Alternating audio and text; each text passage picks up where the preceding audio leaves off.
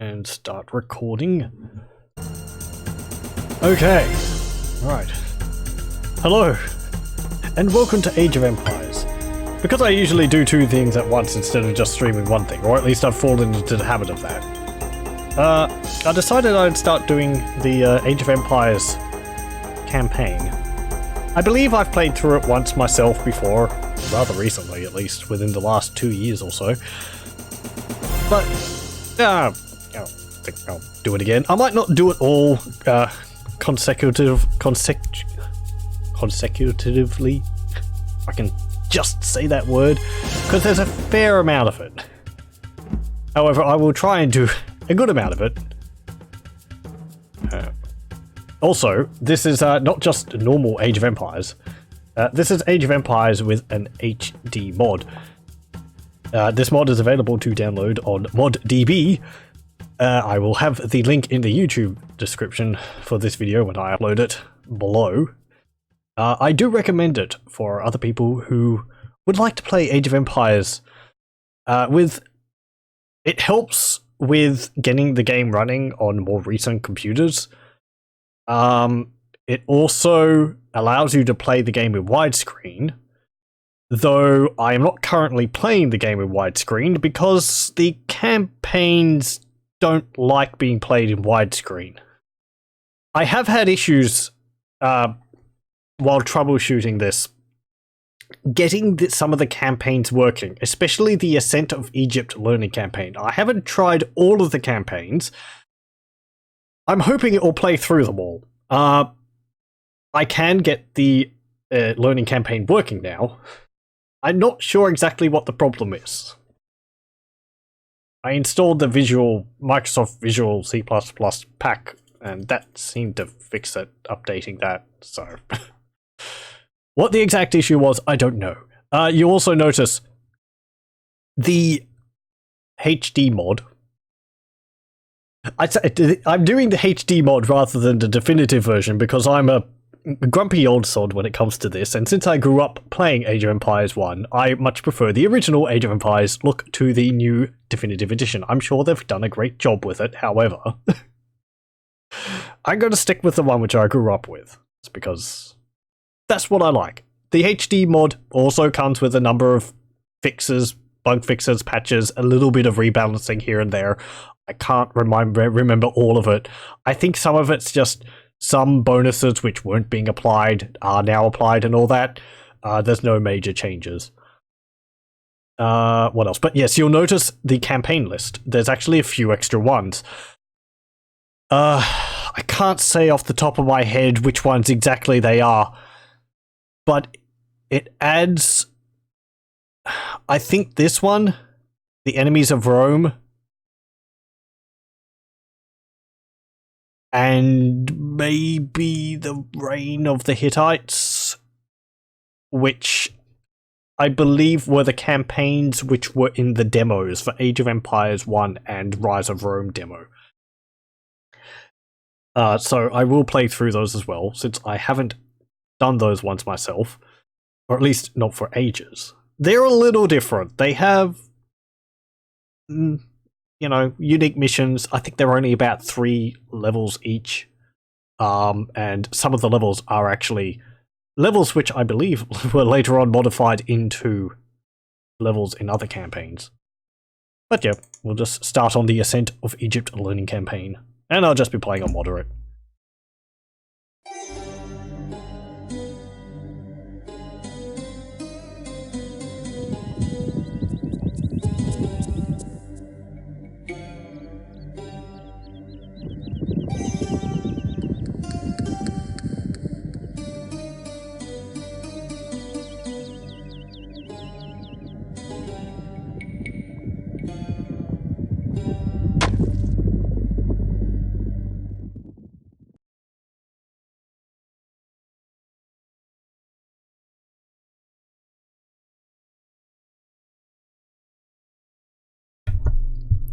Damn it, if my microphone will unmute itself. I like this microphone, but the mute button is very finicky sometimes. I've noticed that on other ones of this type. It's a Blue Yeti microphone. Anyway, Yes. Part of the reason why I wanted to start with the tutorials is because of the little cutscene before it. I'd feel it wouldn't be doing justice to the game to miss out on those. I always note in the cutscene that one of the blades of grass actually disappears because the camera is going through it. Anyway, hunting, 8000 BC. Scenario instructions. The Ice Age has passed. Plants and wildlife are plentiful thanks to the improved climate. Although the technology of your tribe is still primitive, your hunting skills are excellent. Establish a small village on this Nile Delta island and grow your tribe to 7 people. Create 7 villages. How to hunt, we know that. Creating villages, we know that. Building houses, sure. History. The Nile Valley has been inhabited by humans for perhaps millions of years due to the mild climate, the presence of fresh water, and its proximity to southern Africa, where the first human ancestors evolved. Water is necessary for all life, making the river valley a good place to find useful plants and animals. The delta area of the river is especially bountiful. It is not hard to imagine Stone Age people making a comfortable life by the standard of the time along the Nile. By 8,000 years ago, the ice was gone and the climate was comparable to what we encounter today. Stone Age hunters would have shared the Nile Valley with a variety of wildlife that could be hunted for food. By this time, our ancestors had domesticated the dog and were using spear throwers, atlatls, and primitive bows. You'll also take note of the little history blurbs which it has in the game, and we can note anything which is different since this game was made. History has advanced and some things might be out of date now. Pardon me.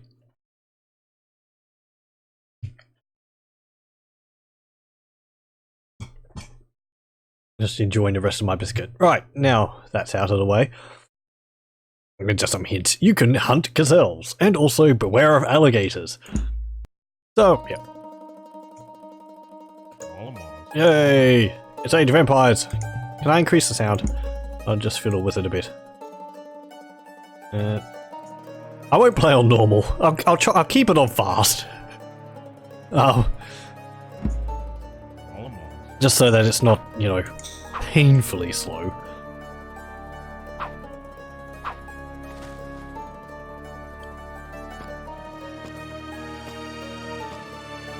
This will just be a simple stream to begin with. It will take a little while for us to get into the more strenuous stuff, but, easing into it.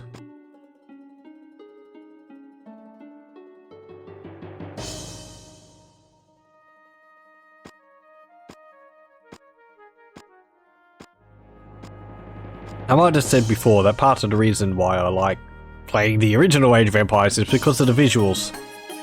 For some reason, I don't know. The original visuals I like possibly over Age of Empires 2. I find that they're clearer, they're more bright.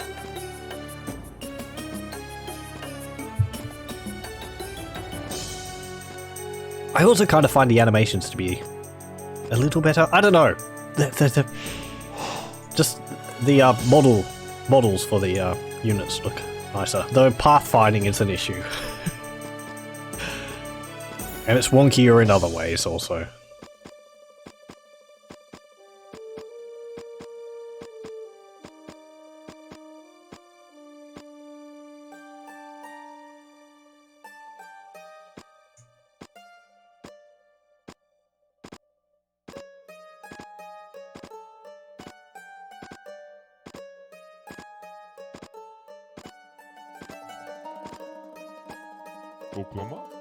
Okay, once you've collected the next bit of food, the massive steaks which they carry around, we'll create another villager, and then we'll, I don't know, have a look around the map. Try and find some other sources of food.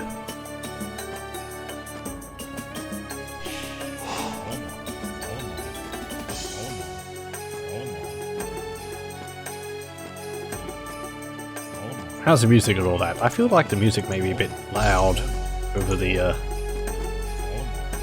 sounds of the characters. Oh no, it's an alligator. Don't get eaten. Wouldn't it have been a crocodile? The Nile crocodiles, or is it Nile alligators?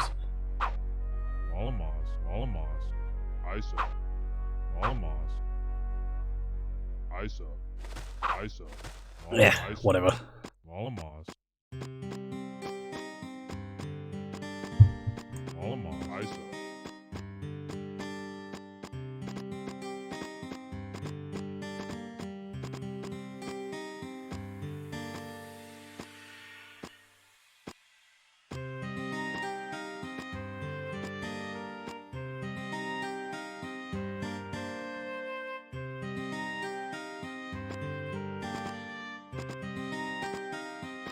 There's an odd pattern on the Fog of War, which I'm noticing. Ah well, whatever.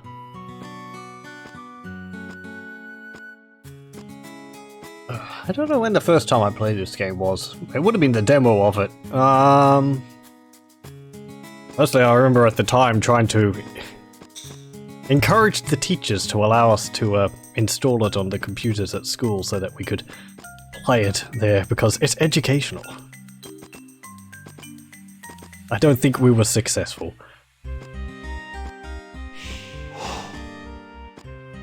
I don't know whether the computers at school would have been very good at playing it at the time either. Computers at my school were, well, at the time, when did this come out? 96? 97? That might have been alright. Oh yeah, we're gonna need some wood. Actually, we have wood. Build a house. You nerd.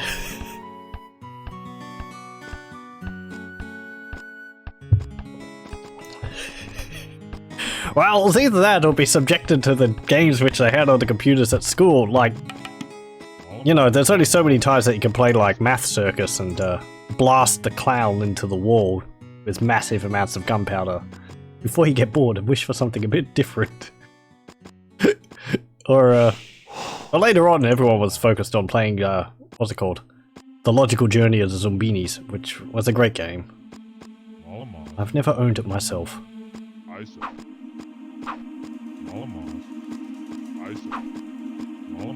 What else did we have? Can't really remember. Those are the only ones which I really remember. After that, it was playing things on the internet. Like early Flash games and all that. Counter-Strike was a parasite of every computer in my school. Counter-Strike was well, that wasn't even the thing. That wasn't the thing when I was in primary school. I'm talking about primary school here, not high school.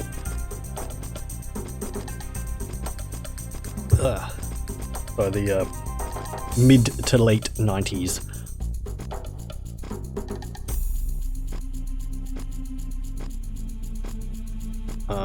I don't remember Counter-Strike being that big of a thing at school when I was in high school. As I said, Flash games. I remember watching one person playing Oni on their laptop, which was a interesting game. I never played it myself. Primary or secondary for me, it never went out of fashion.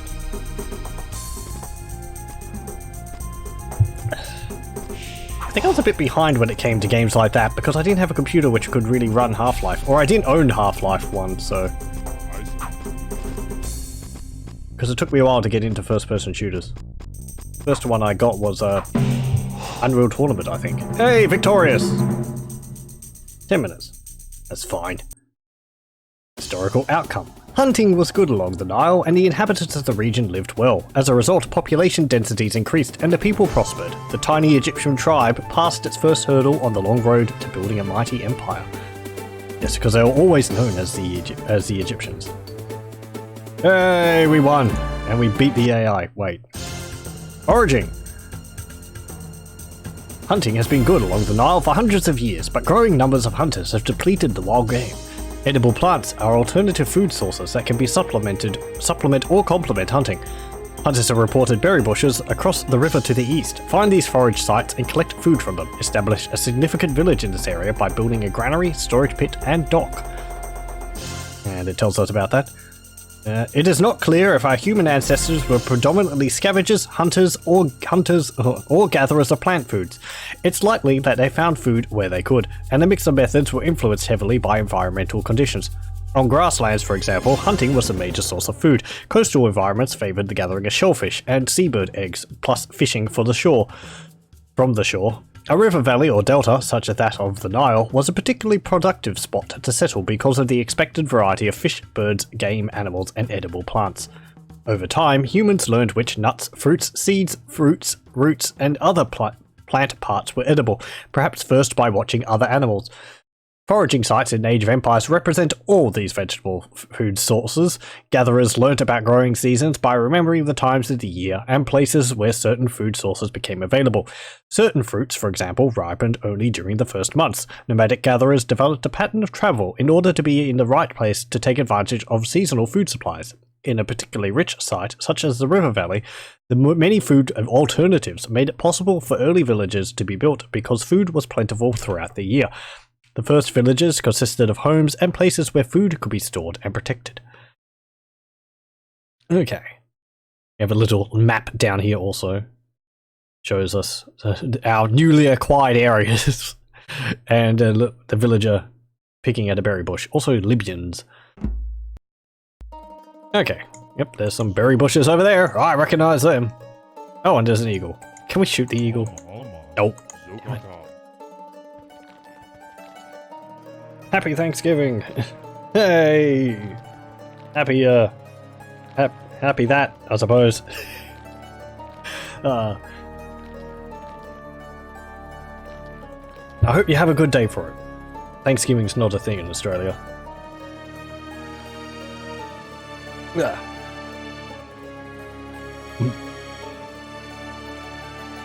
That eagle was flying very low to the ground. Oh, and there's another bird. I think that's a hawk. Always looks more like a seagull to me.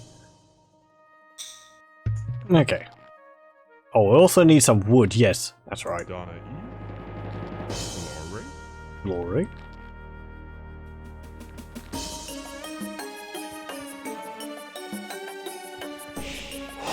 Apparently we ate all the elephants in the area. There's like 2 bone masses of elephants next to our town centre. I remember one time I was building all the Age of Empires buildings in Minecraft. I think I did a fair amount of them. It's easier for the later eras because they're more blocky. This is, you can't really do this. You can't make tusks out of blocks, no matter how hard you try. They're just not small enough. The ones like the stables are much easier. Especially the like Babylonian Hittite design of it, because they're all squares. And they have little what's it called, like little triangles along the edges. Okay, and we need to build a house. Build a house over here. Hut.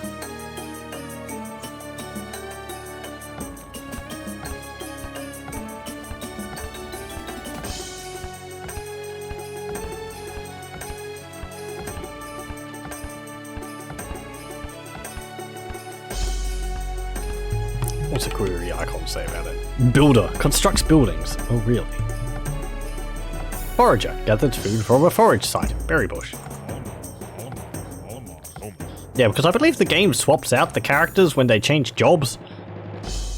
Like, it's not the same villager. It, like, changes it for another one when it changes task. That's why they lose their resources when you tell them to collect something else. I think that's what happens.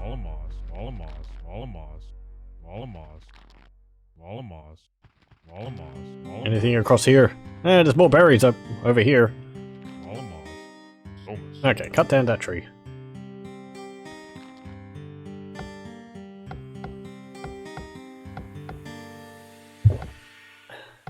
The deforestation begins. Playing random maps and having massive herds of villagers and cutting down all the trees. Why? Because you can. Ending levels with like 10,000 wood. You're never going to use for anything. The ways in which you'd entertain yourself playing the game when you're like 9? Can't remember how old I would have been when this came out. I remember playing the demo extensively. It's particularly the demo for Rise of Rome, which is the one which I had. I think one of my friends had the demo for base Age of Empires. Because I remember going to one of my friends' houses and playing the demo campaign at their house. But the Rise of Rome demo was the one I played. And that had a mission where it sort of gave you free reign to expand and build. I think it was... can't remember it exactly. I think it was something like you have to build a wonder in the enemy base, and there's like a large pool of water in the middle of the map. Build navies on it, and you could expand like up one side of the map. I used to waste my time with the map editor. I remember fiddling around with the map editor, but I never understood the what's it called? The scripting system in it. So my maps were never anything more than like just a mass of hills. They never got more complicated than that. It was fun though.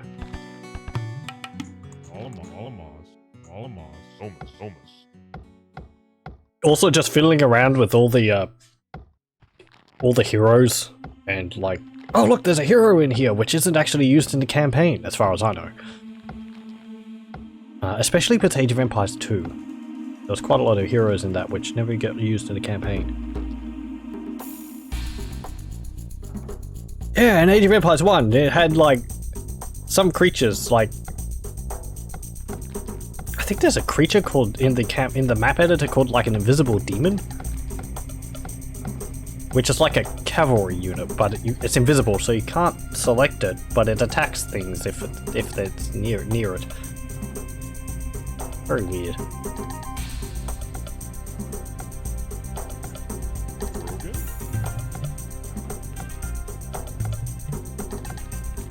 We'll have to put the granary over here. What do I have to build? Just one of everything which I have available. Storage pit, granary, and dock. Fine. Yeah, it's not like I have a wide variety of things to choose from. Was the flying dog in Age of Empires 1 or 2? I think it was in Age of Empires 2. Not really sure.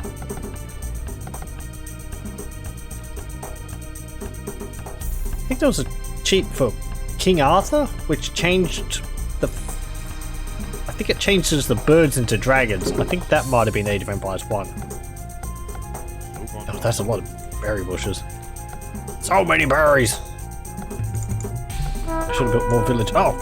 Frick, we're under attack by an alligator! Oh well. All the flying units in the Age of Empires games. Oh, the Stormy Dog is a Gaia unit in Age of Empires 2. If the player enters the cheat code woof woof, all birds on the map are replaced by flying dogs, clothed in red capes. All those weird, like, flying units. I think there was dragons in Age of Empires 1. Age of Empires 3 had... I can't remember. I think Age of Mythology had giant flying purple hippos or something like that.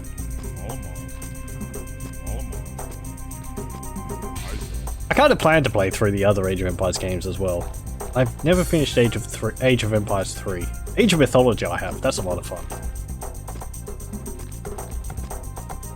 Age of Empires 1, it's all about Big Bertha. And E equals MC Trooper. And Photon Man. Actually, can we see some of that? It's not like we're, you know, no?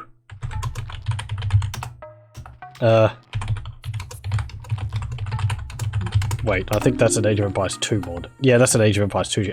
Can I not do them in this?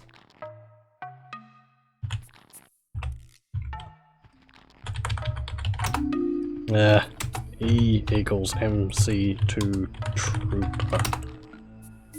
Well, that's not exactly what I meant. Apparently that got rid of the fog of war. Oh, no, it did.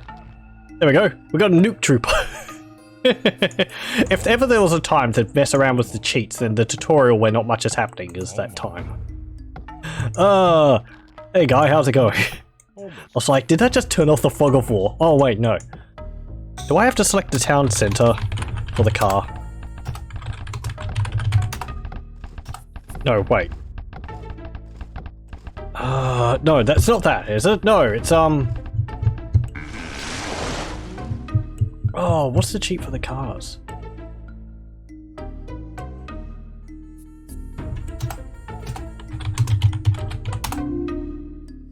I can't remember. Oh, there we go, we got a nuke trooper.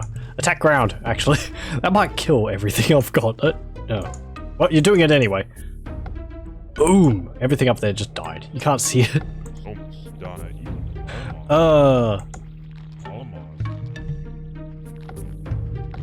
Hours of fun, I tell you. Well, maybe not hours.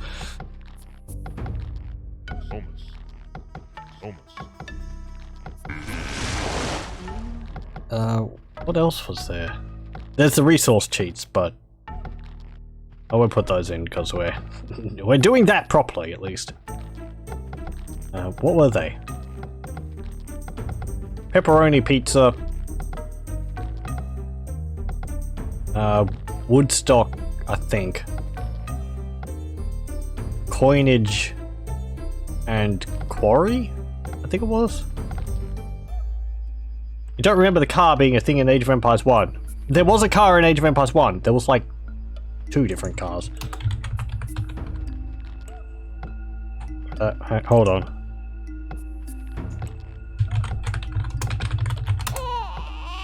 There we go. Austin Powers gives you baby prez. It's a baby riding a tricycle with a shotgun. What else is there? No. Oh, what's that one? There's a mech walker which you can get. I forget the name. I forget what it is. Photon Man is different. It's a laser trooper. He's not as strong, but he's got a laser attack, so it's like pew, pew, pew, pew, pew, pew. Where's an unfortunate alligator?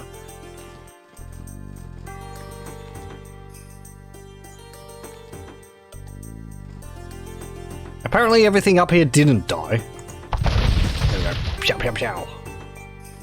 I like how they go prone sometimes. It's like so much effort.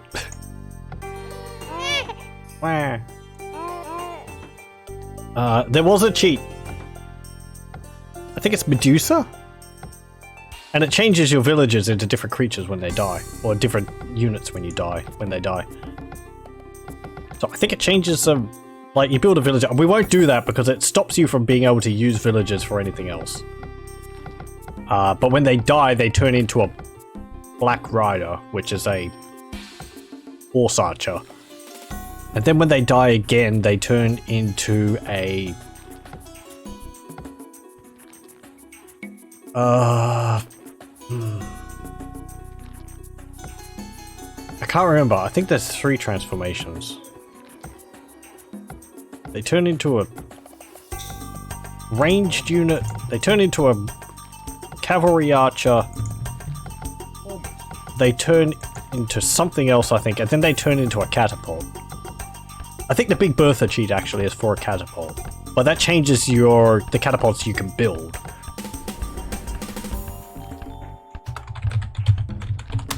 There we go. It was just it without space. Here's the car. Winsets Z. It's a car. And it's got a guy with a massive rocket launcher in it. Vroom vroom. The ancient Nile River flooded each year, covering the lands along its course with a fresh layer of silt. These lands were very productive, and the Nile Valley was an excellent place to gather wild plant foods. The early Egyptians learnt to gather plant foods to supplement their hunting. These new food sources led to even greater population density, and the Egyptians grew stronger. Yeah. Oh, we got a bit of points for military there, but yeah. Ah, it's not being done properly. Whatever. Discoveries! Hunter-gatherers in the Nile Delta and along the river have begun encountering other cultures located to the south up the Nile, to the west along the Mediterranean coast, and to the northeast into the Sinai and beyond. Parties of explorers are searching the borderlands. You have been sent into a region to the west, toward people called the Libyans. According to legend, there are several sacred sites in the area near your campsite. The sacred sites are known as discoveries and can be recognized by the figure of a white horse etched into the ground. Find the 5 discoveries before the encroaching Libyans do. I don't know if they can. They might eventually do that, but I'm pretty sure they don't actually actively seek them out. Human populations around the world expanded following the end of the Ice Age and gradually settled into locations where food was plentiful. Once the better spots were taken, competition began over who would hold these locations. A good site might have meant the difference between survival or not during a drought. Geographic features took on special meanings to those groups settled permanently in an area. Waterfalls or interestingly shaped rock faces, for example, might have special properties associated with them. Ownership of these features was a source of pride for the group. Loss of control to neighbours might have been a blow to the unity or strength of the group. Prehistoric peoples had an affinity for the natural world that city dwellers of today cannot appreciate. It was critical to the survival of a family group or tribe that they be aware of what was going around them at all times. They knew the territory around them for miles, like we know the inside of our homes. Exploring and searching may have been pleasurable, but it was also a necessity. Right, well, I'm gonna start applying what we've learned in the other episodes. So the other one would be Big Mama? Yes. Actually, yes.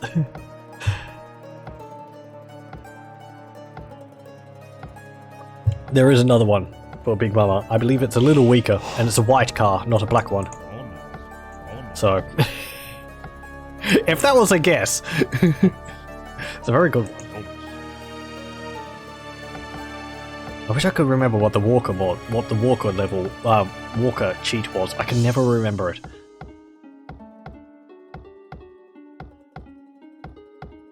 I can't remember.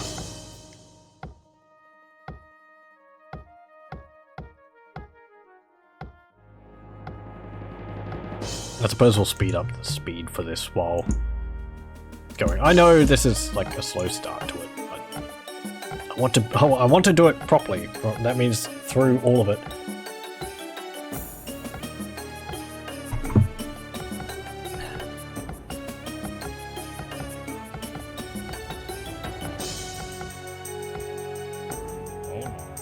Okay. Is there any food around here? I mean, there's going to be. These discoveries are actually rather interesting. I don't think you see them that often in the campaign. I think you can play random maps with discoveries in them. No, actually no. In the random maps, you don't have discoveries. You have the what are they called? Like the sacred sites? They're like a circle with the stones around it. Not the horse on the ground.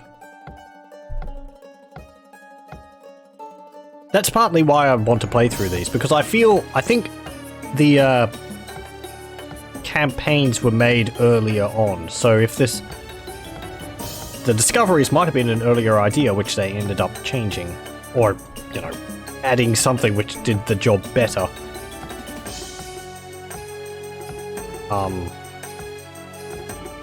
But they kept the tutorial, because I don't think you really encounter discoveries that often. Discoveries do change ownership, but you have to walk over them, and then a little flag of your color, faction's color, appears on top of them.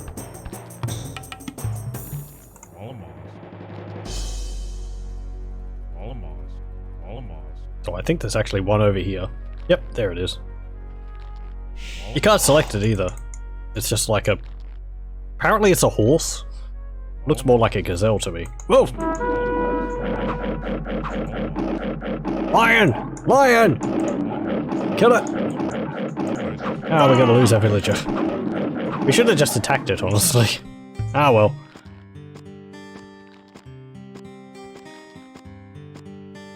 But yeah, you can see a little flag appears on top of it. You can't select it.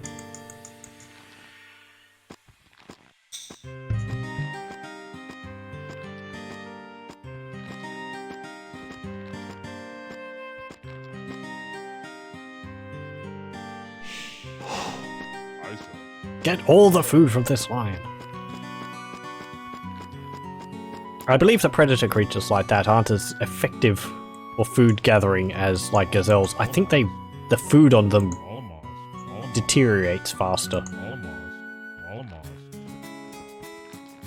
Okay, there's nothing else over there. We see there is actually another faction here. Acus.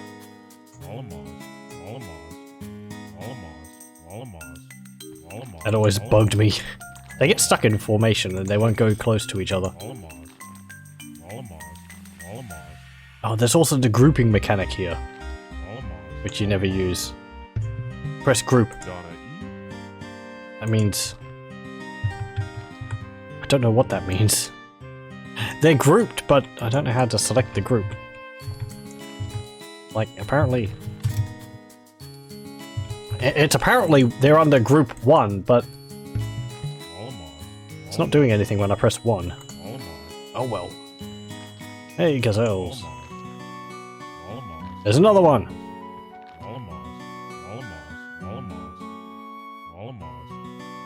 Wait, did it say horse?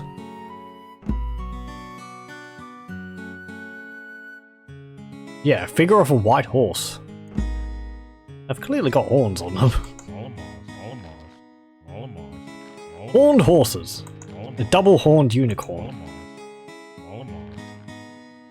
There. Oh, that lion. Okay, come on. Oh, hello. Do you mind? We're kind of in a difficult spot here. Damn it. We lose on the tutorial. No.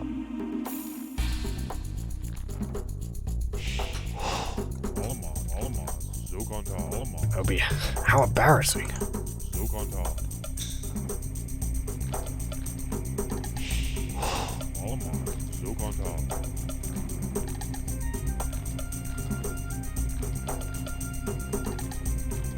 Did their points actually go up? Maybe. They might have gotten points for killing my guys.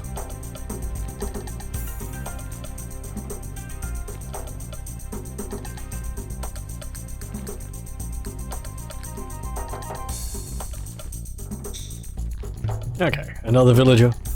Oh, they're actually attacking me. Come on, beat him up with your clubs. There you go. Okay. Not like we've got anything else to fight ourselves off, defend ourselves with.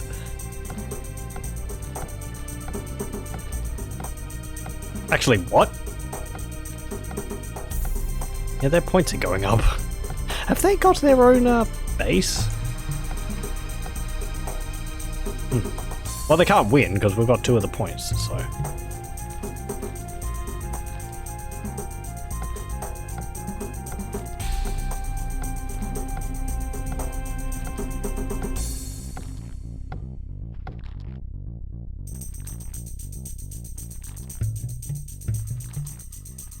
Okay. Yeah, build a granary. Why not? I don't think we need to win, but... There we go. When I build 2 more, we'll go and explore out on the map. I like how the skeletons for the killed enemies remains on the map longer than the decaying bodies.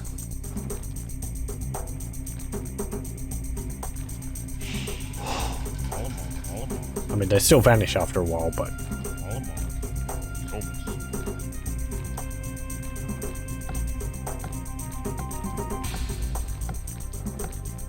Pick all those berries.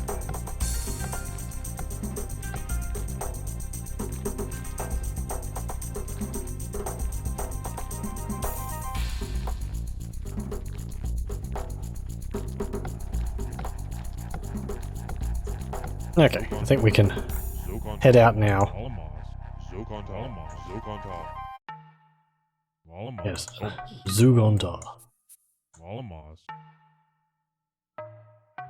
Okay, let's explore this mysterious land and find these discoveries. Hey, look, there's one right there. We discovered it. Crocodile. Alligator. Forget it. There's another one. Yoink. Their points have gone down now.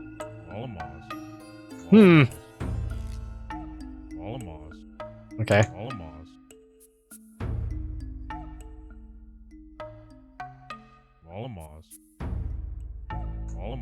Oh, there's another one. Get it. Get that gator. And there it is.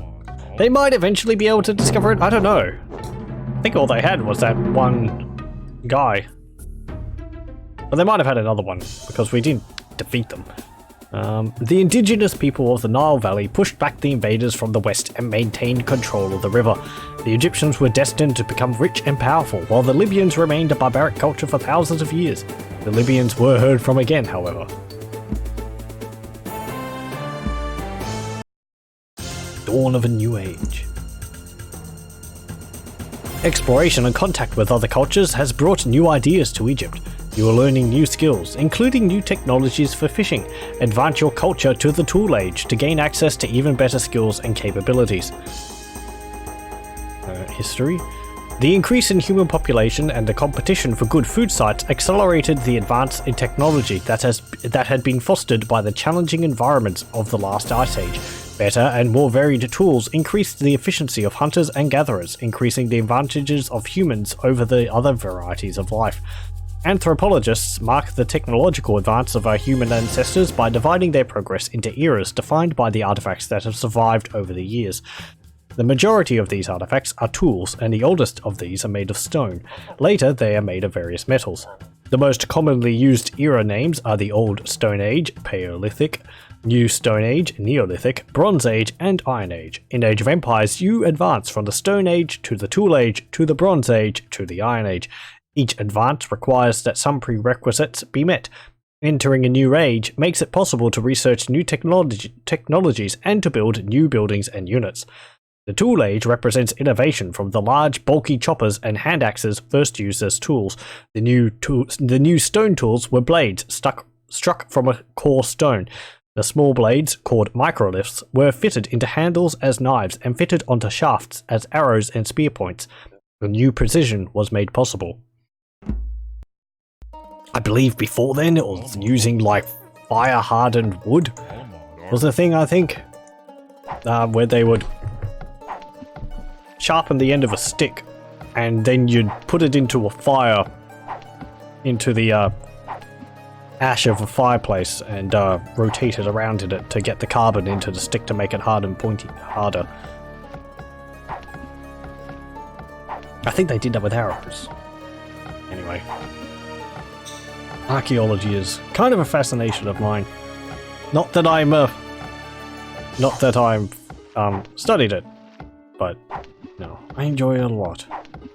I enjoyed watching a TV show called Time Team when it was on. It was great. Mostly about Roman ruins. It was enjoyable, then they cancelled it. Oh well. Went on for quite a while though. I think it started in like the 80s or something, I think. Anyway. I do recommend watching it if you're interested in archaeology. Presented by Tony Robertson.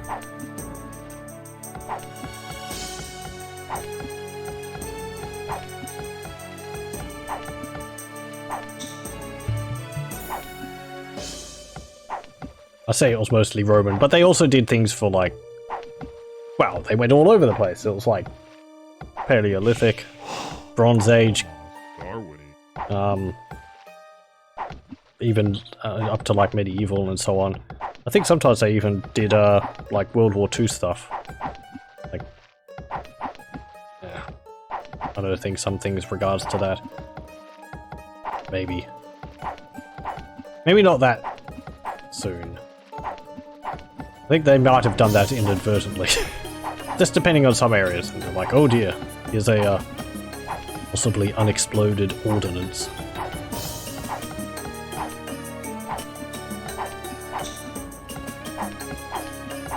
Okay. I think fishing is a faster way. I think fishing is faster than collecting food from animals in this.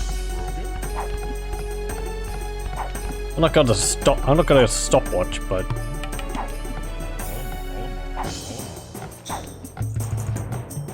I believe it's faster.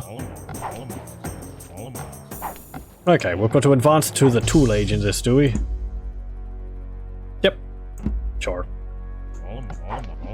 Fine. Let's build a dock over there.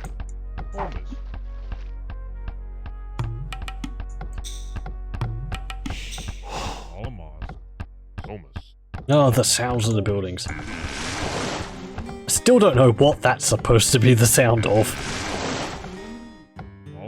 Is it a groaning ship? Is it someone making that noise?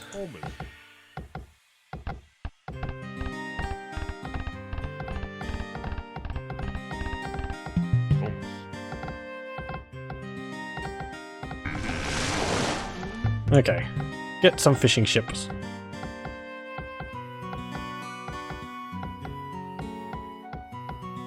That was something else too in the map editor. There were these, but they were used as rafts and they could carry one unit on them. There's some fish! Tuna! I like the icon for the fish down there, it's just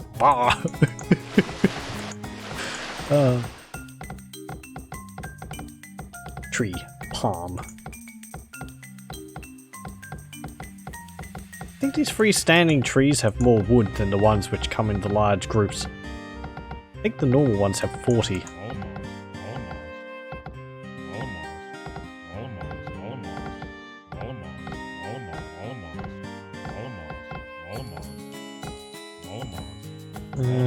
Did he just phase through the tree there? Hey, it's an elephant. How's it going?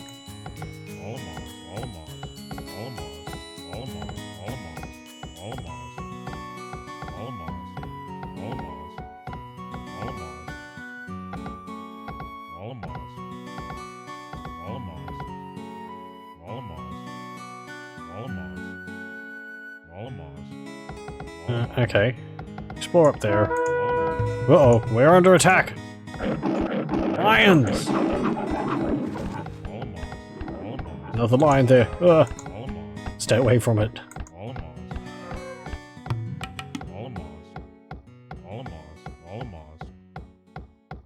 Is it like some berries over here? Nope. Okay. We really have to get all of our food from the ocean. Or the elephants. I get a bit sad.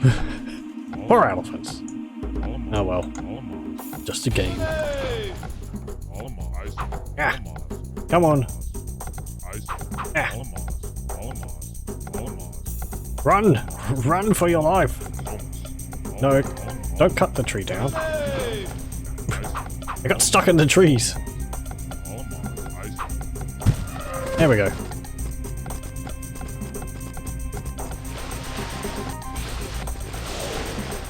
And there's a whale! Which apparently looks like a fish. Fish whale. Yes, let's not comment on the game being the most accurate when it comes to history and the like. Everyone knows whales are fish.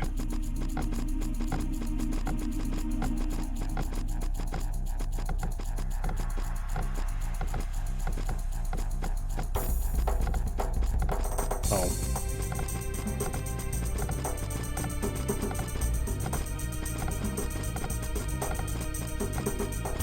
Okay, do we have enough now? Nope. 500. Doink, doink, doink. Doink. You should get there soon. Oh, you're now fishing the whale. Apparently you can take bits off the whale. Take bits off the whale.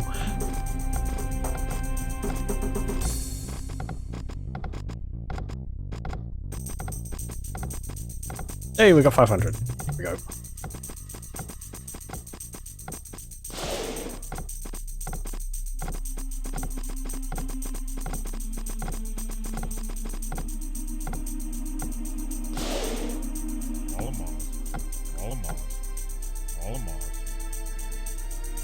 You're at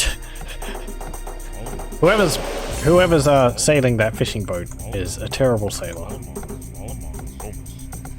Okay, just chop down that palm tree there. Halfway there.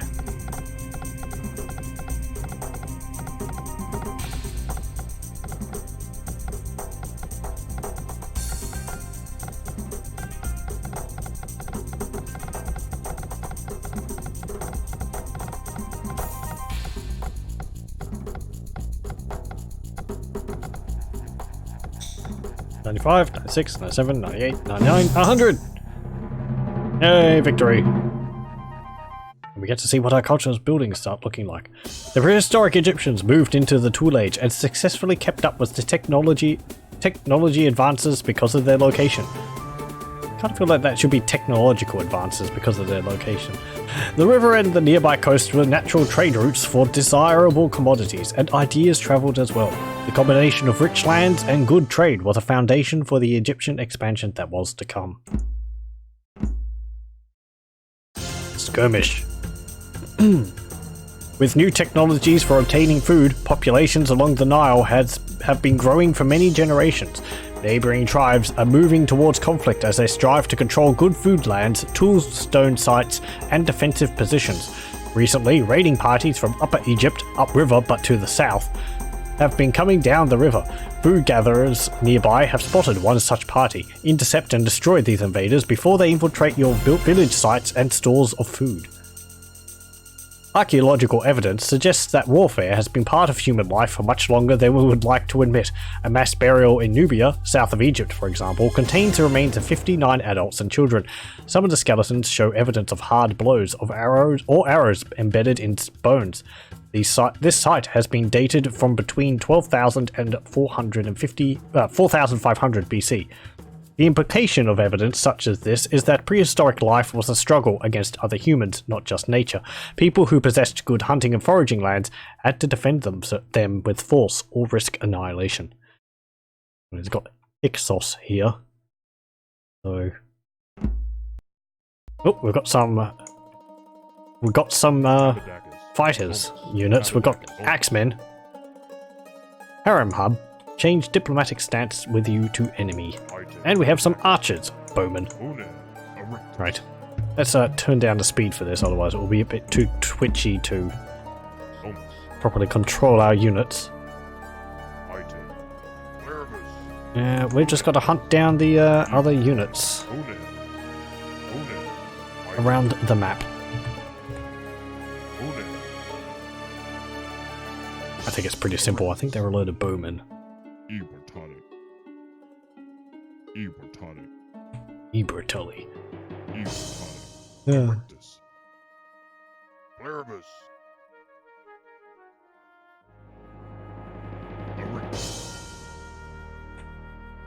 Nope. Nothing over here? I think they're up on the cliffside over here. Yep, there. See ya! Aha! Uh-oh, they're all attacking! Defend ourselves! Attack him! There's another one! What faction are they? Egyptian. Okay. Does that make sense? We're all from the same area. Oh, they killed one of my guys. Oh well.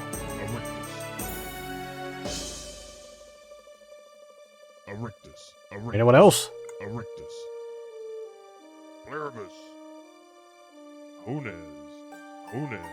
Hey, there's some gold.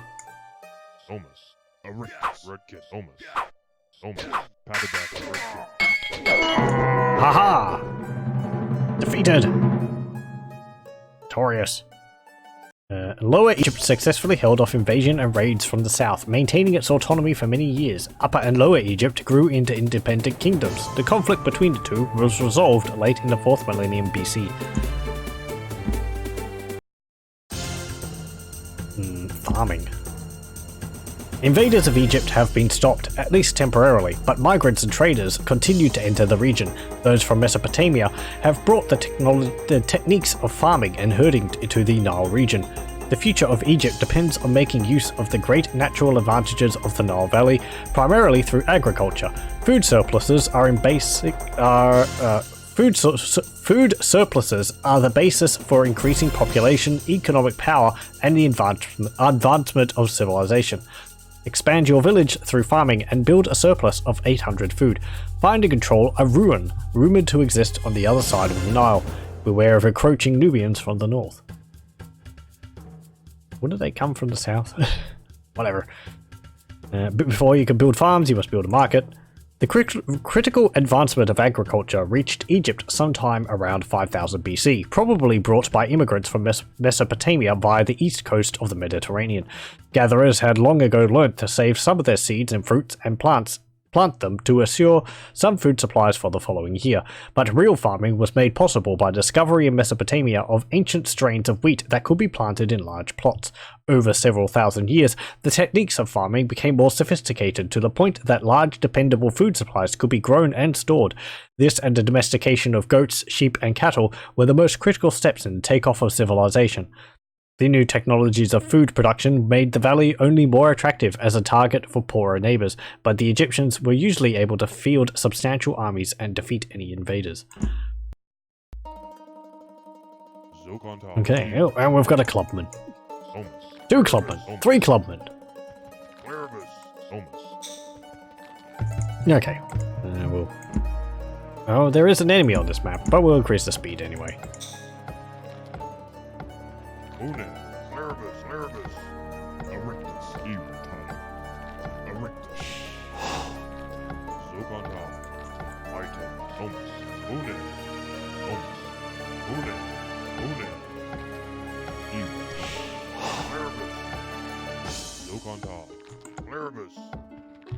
Okay, anything across these shallows?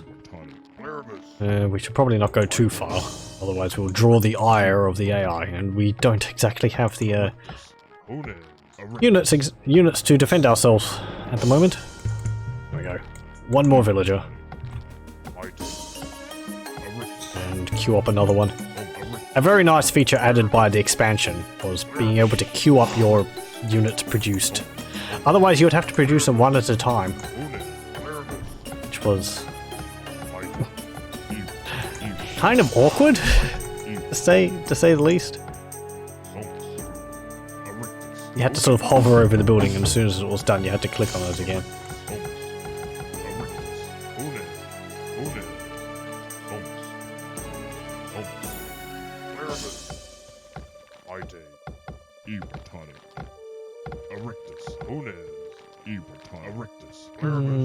Okay, anything else around here? Nope, we start off in the Tool Age. Oh, yeah. Well, we do have the barracks. We can build some more. We can upgrade them to Axemen. We also have access to the Bronze Age. Though we have to control the ruin, right? Stockpile 800 food. Okay. So we need 800 to go up to the Bronze Age. But we also need to control the ruin, so...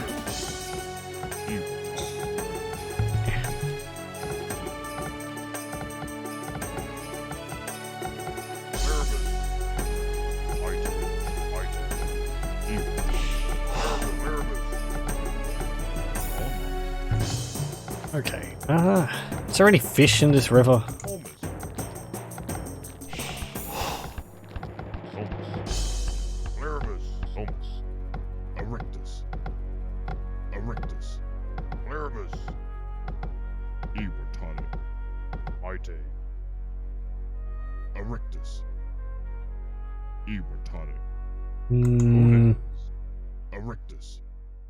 I think they're all over the other side of the river.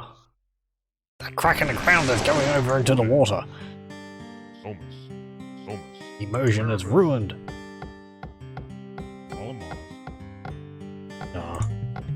Okay, as it said, we'll need to rely on farming, so we'll need to build a market first. Just demolish that tree there.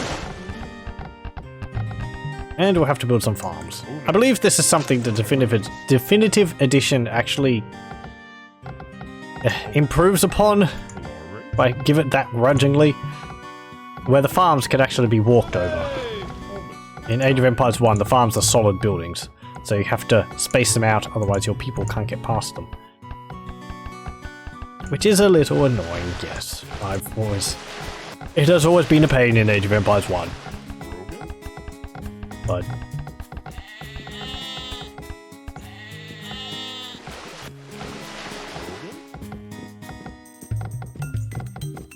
there we go.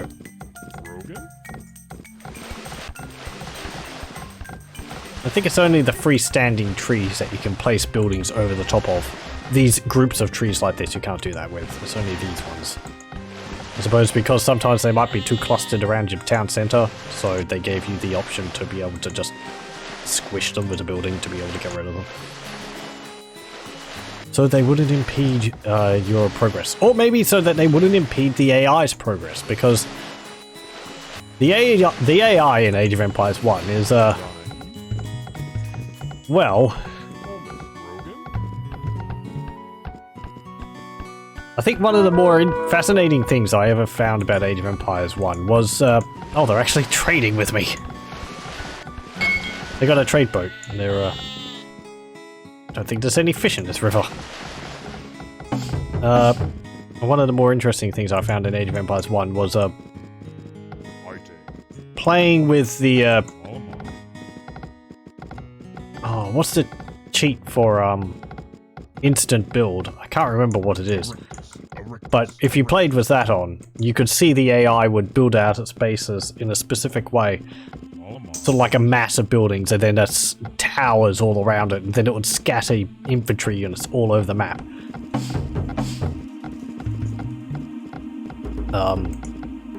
Which made it a great pain to deal with them.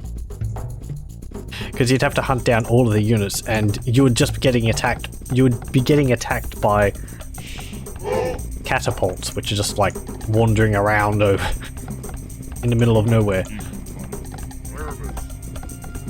But the AI was easily stumped,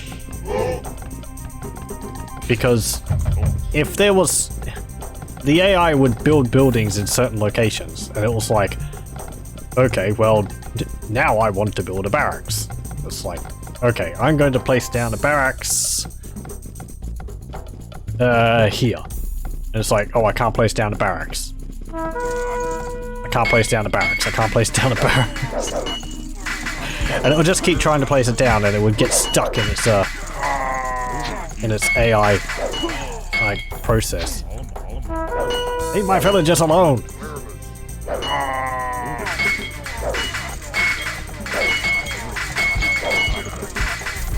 They do not have any upgrades, so first hit is sufficient.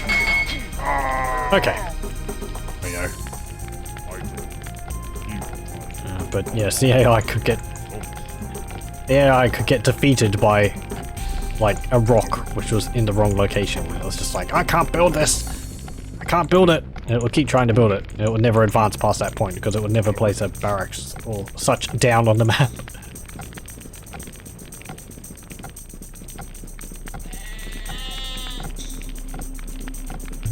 Okay. Build some archers. You also can't place waypoints down.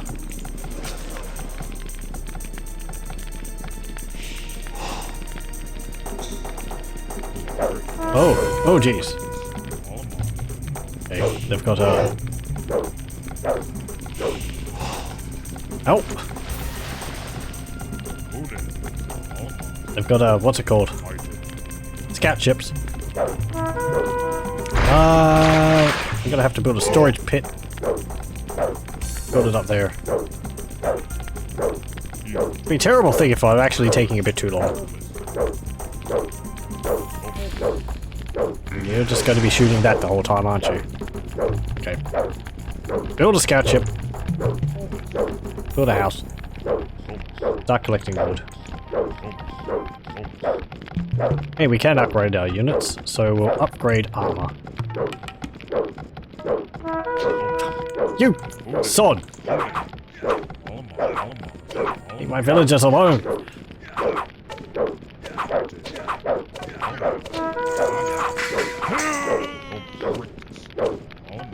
No!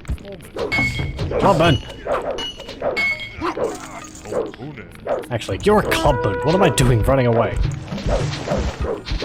Clubmen have got a little bit more health than villagers, but they have the same attack value as villagers. Okay.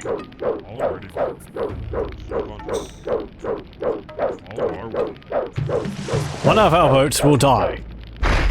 Yay! One of the boats will die. Damn it. We're gonna have to build our farms over here. Because the AI is gonna be a big meanie. Actually, haha! Can't repair. Out of resources. We got no wood! Damn it.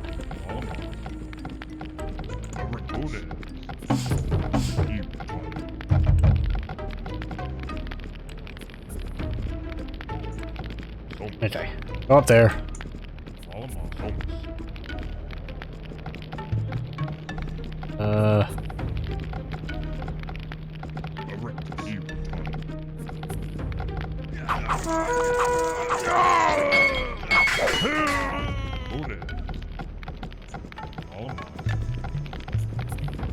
Okay, build another farm.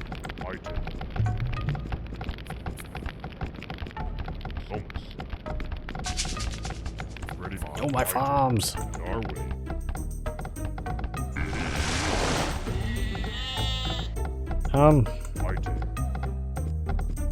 Sure.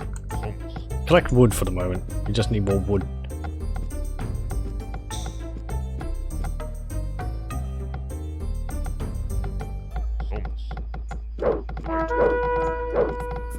Hey, you found my, you found my docks again. Let's go and deal with them.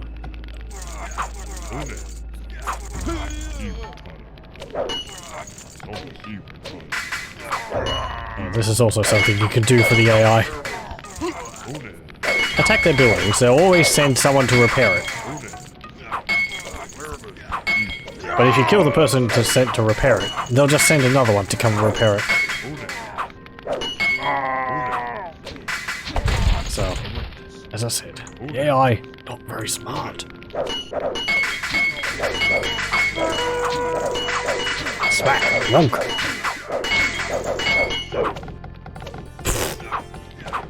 What is this?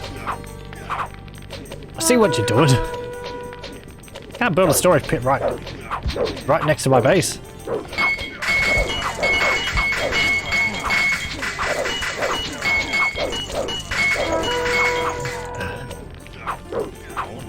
Can we build a guard tower or something? Nope.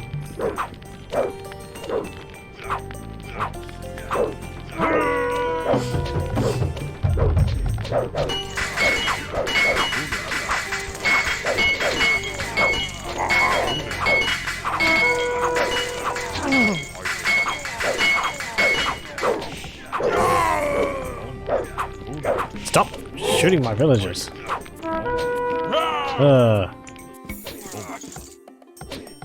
Okay, you'll be able to get him eventually.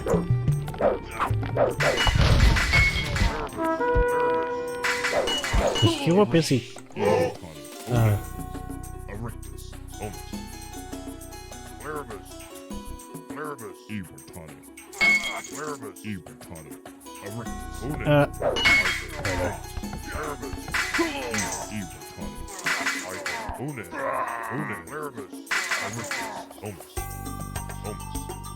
Right.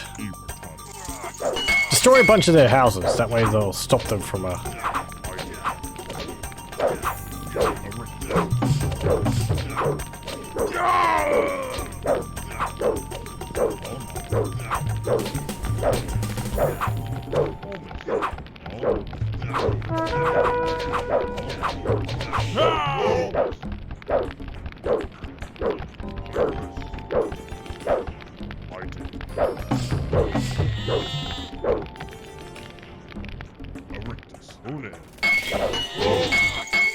Okay, I think they've pretty much run out of stuff now.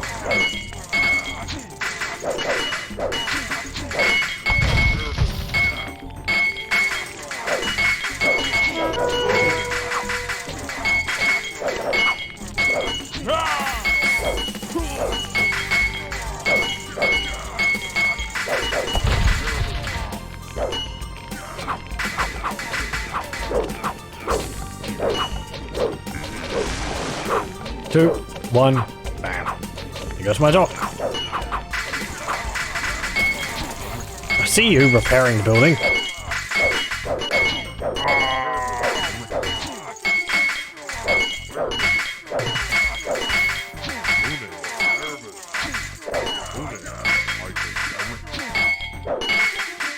No!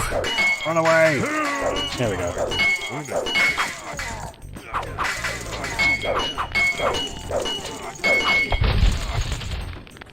Okay, get rid of that storage pit. It offends me. You're getting stuck on each other again. There we go. Let the sound effects fill your ears.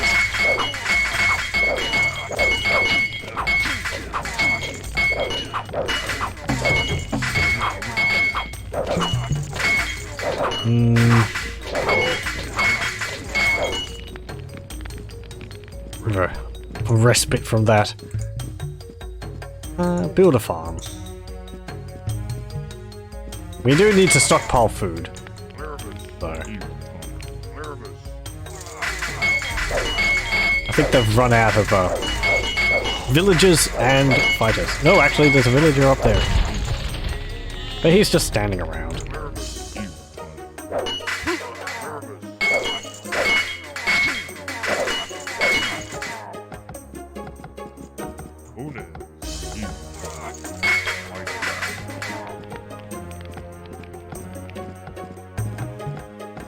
Okay, build a granary over here. Need some more houses.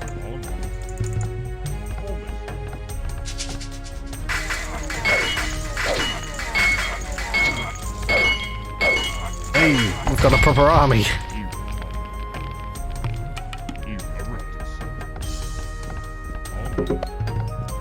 And another house. Rebuild that farm. You build a farm there. You can collect wood. And you can collect wood. Now, where's that ruin? That's the things which you see more often than the discoveries. The ruins are the ones which are generally present. There it is. In the random maps. I think some of the random maps can have discoveries on them, but I think they're mostly ruins. Well, this looks like kind of something you'd see in Populous. At the beginning, that is. Okay, so we've got the ruin. We just need enough food now. We'll just camp our guys next to that. And we'll proceed to just build farms. And collect 800 food. We didn't even go up to the Bronze Age. But we don't need to.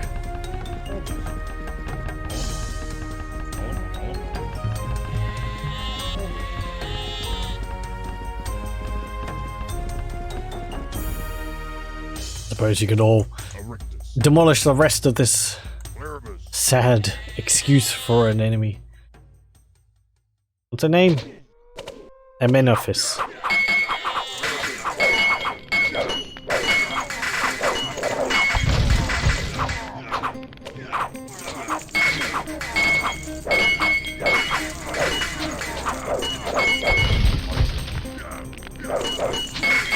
I like the design of the houses.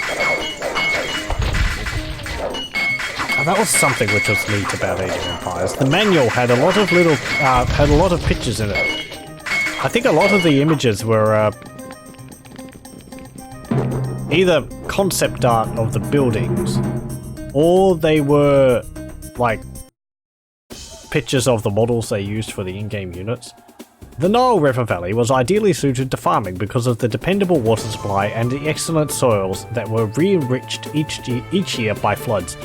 Once the Egyptians learnt to irrigate land not directly adjacent to the river, food production and population boomed. Egypt remained one of the most productive grain-growing areas of the world throughout ancient times. The burgeoning riches of Egypt made it possible to build armies that proved capable of defending the valley and even expanding the rules of Egyptian kings. The Nubians were pushed back but never completely conquered. Lower Egypt, around the delta, fell sometime around 3100 BC to Upper Egypt, uniting the two. The ancient Egyptians never forgot that there had once been two Egypts.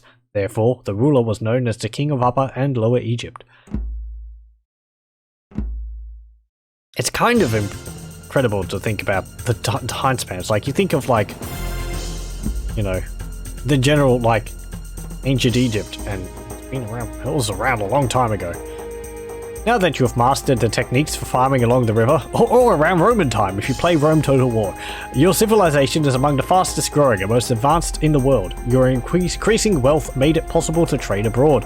The pharaoh requests that you take advantage of your position near the coast to help gather resources for a wondrous new temple he is planning.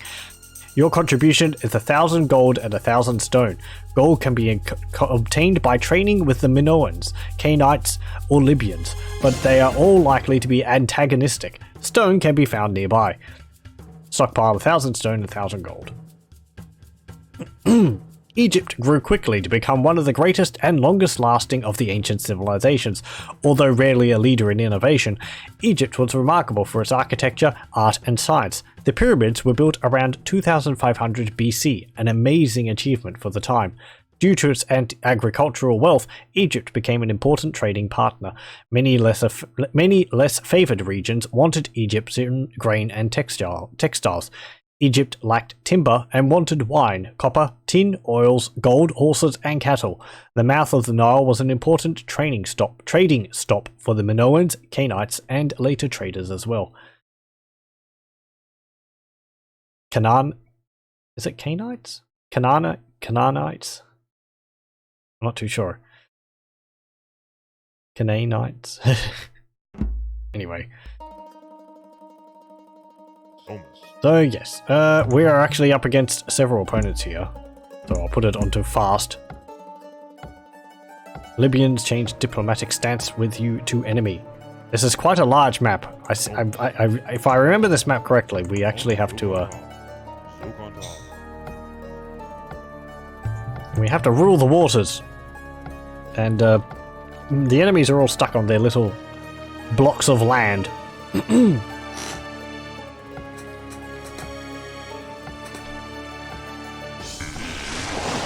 So let's build a scout ship. I will also give you the job of start. Oh, hang on.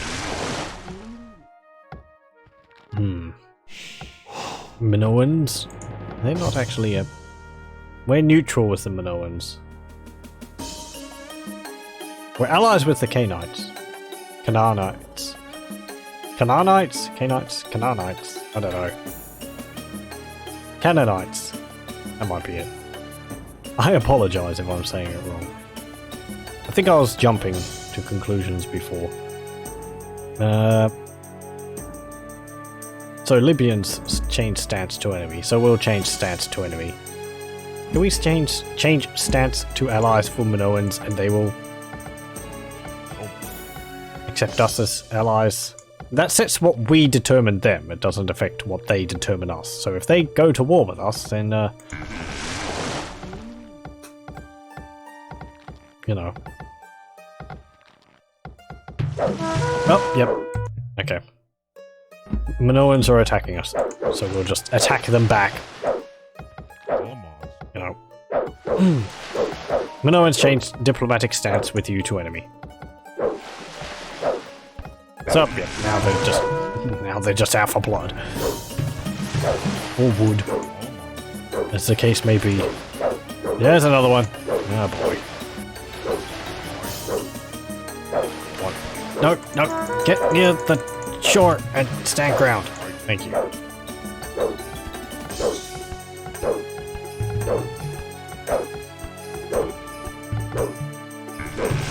Okay, repairing our ships gives us a large advantage over the AI, because of course we can repair at the same time we're getting attacked. They won't kill my boat until my guy gets down there.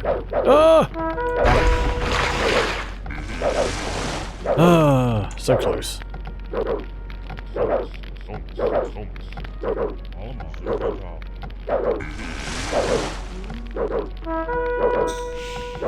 Okay.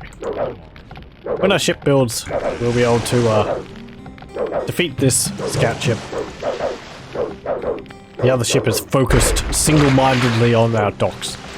We can sail it around here. Said, sail it around. Thank you. And we'll need to collect enough wood so that we can build another ship. We're also using wood to repair it, but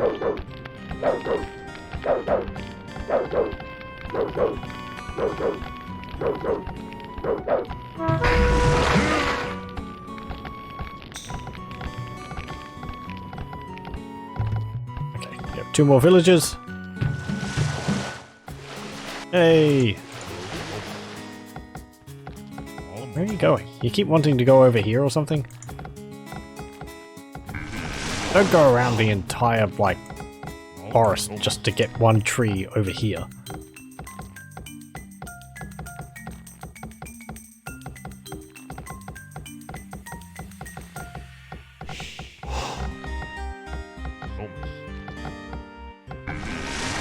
And that is enough.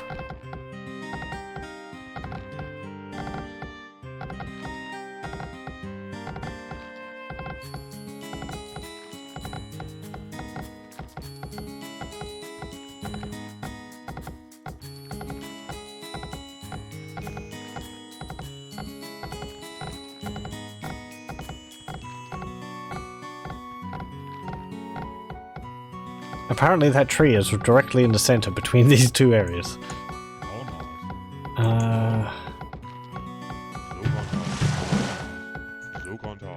Like that. And also build another scout ship. We'll want a few of them, just so that we dominate.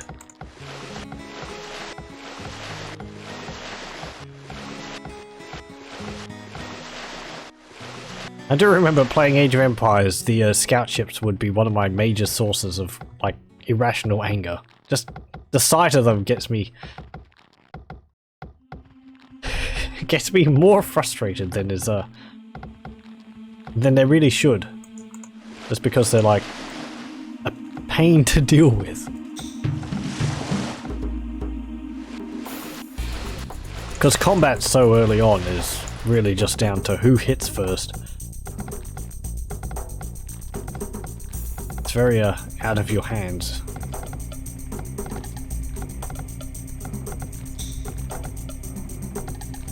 Okay, we'll get that.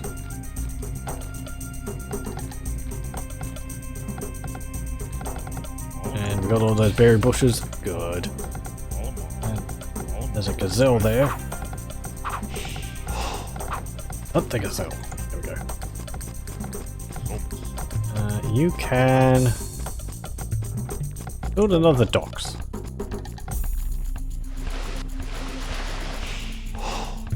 And if you don't mind, we'll cram this entrance to our little bay here with ships. Oh, oh. One of my hunters is having a fit. There we go. Build another one.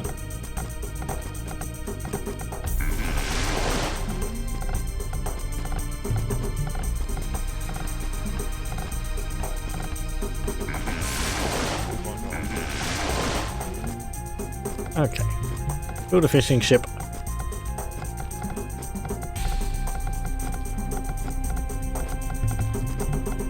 Build another house up there, actually. You can help him.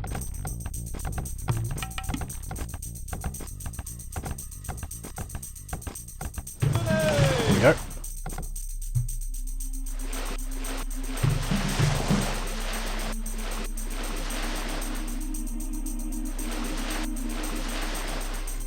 Okay, let's go sailing around. Is this a map which I was thinking of? Might not have been, actually. Oop. Storage pit. Someone's building one.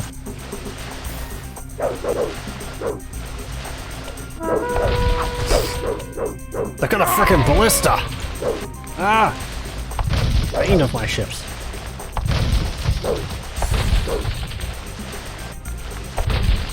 Where do you have that? You're in the Stone Age. I was thinking, it was in the back of my head. I was like, is this the level where they're going to have, like, stone throws and the like? Like, no. A bit early, isn't it? And nope, nope, nope, nope. They've got stone throws. Defending their islands.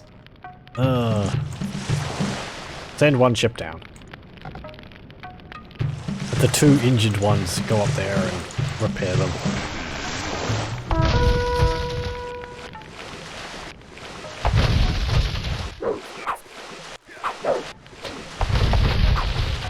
We're going to be playing dodge the giant rocks.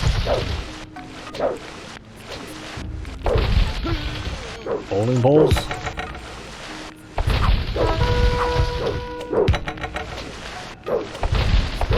Okay. Flee! That archer's going to sink the ship by filling us full of arrows. We'll be too heavy to sail. Okay.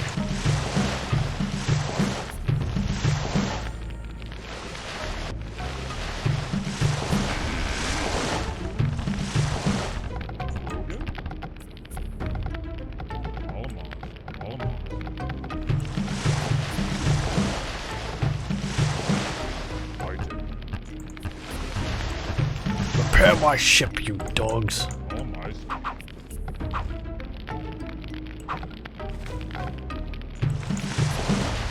Okay, and this one. Oh, apparently they're on the same landmass as us. Good thing I noticed that. We should actually build a barracks. We need some people to defend ourselves.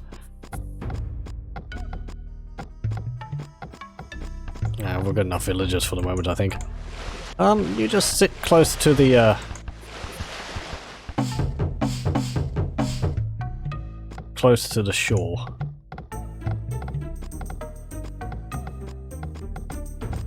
More wood would be good. Wood, please. Okay.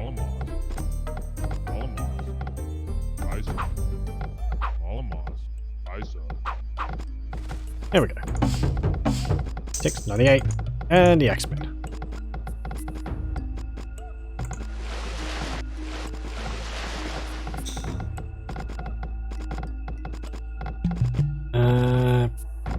Sure, get that. How much do we need for the next age? 800. So, villager, or was that a I suppose it was a villager.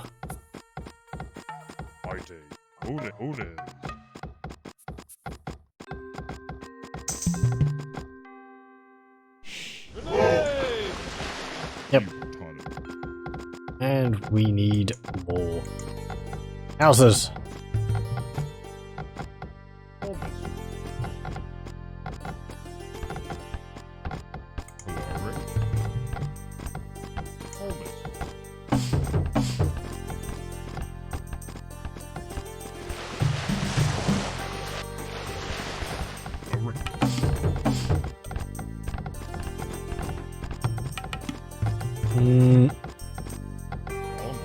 Sure, build one more house.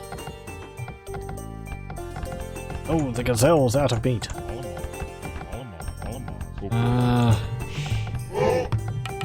Build a market up there. Axeman, you can't build a market.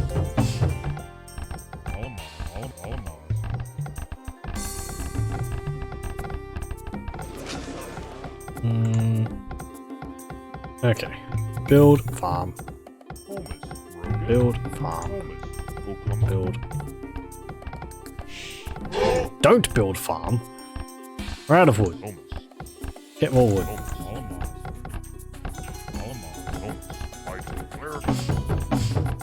Another advantage of playing with the Rise of Rome expansion is that you do get the units for the expansion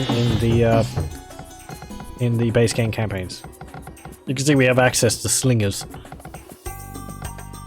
I don't know whether would that hold true for all the campaigns in the original Age of Empires. I assume so.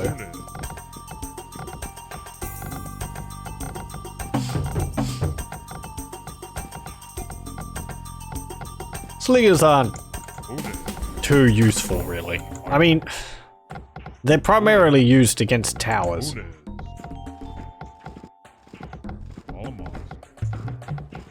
They might have resistance against archers? I'm not too sure.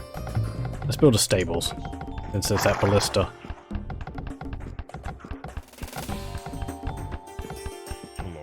Hey, you two, drop that off. Build farm. Build farm. And you build not enough wood.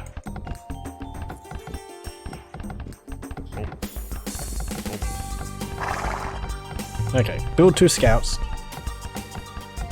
I think we can get access to, yep, transports.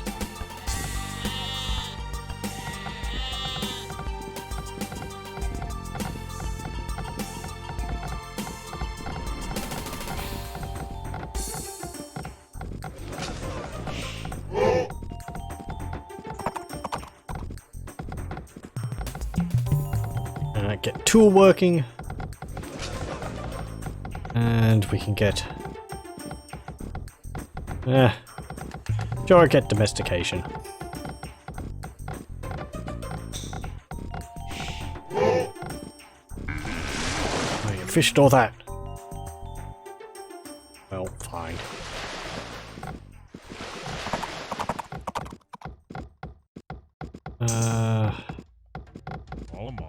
Both of you build an archery range.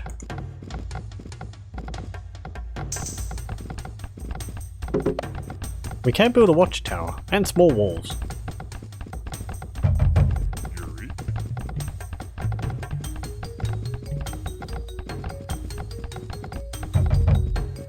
Right.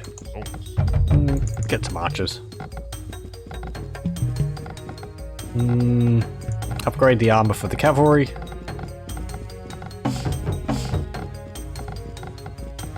We won't build slingers, they require some stone. And kind of want to stockpile stone.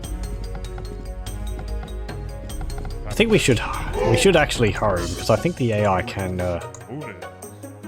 mine the resources.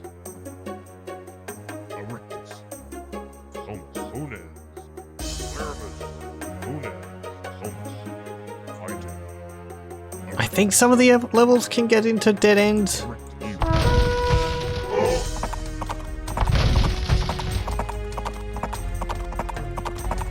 Strafe! No. Okay, they're not actually a faction down here. Got nothing. There we go. Okay. Though, we're not going to want to destroy their docks, because we can trade with their dock. Which is how we're going to be getting the... which is how we're going to be getting the gold, primarily. I think there's gold on this island. Oh, there's stone there. Yeah, they didn't have an economy at all. Okay.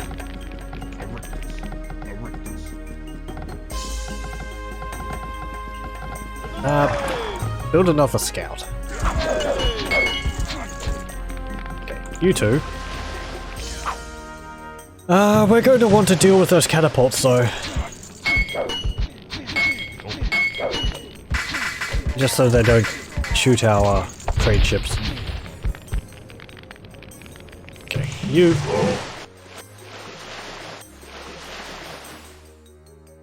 How do you feel about dodging?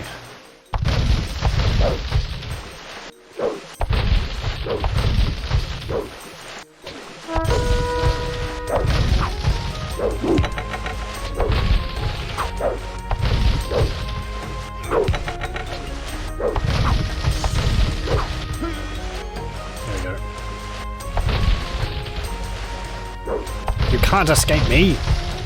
This is a tiny island. Damn it!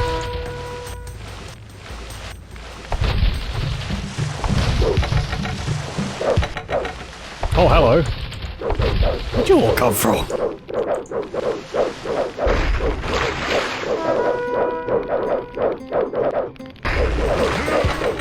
There! I'll just draw you away from that stone thrower. I believe the AI is actually smart enough to target your most damaged ship.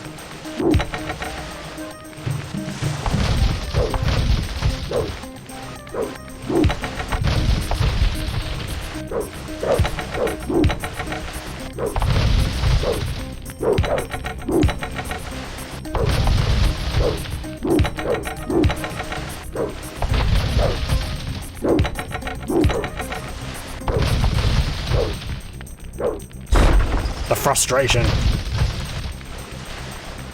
Okay, and we can trade with their dockers as well.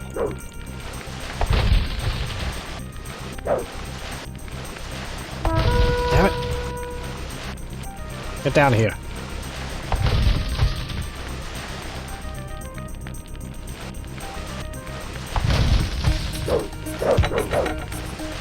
No, don't do that. We want the dock alive.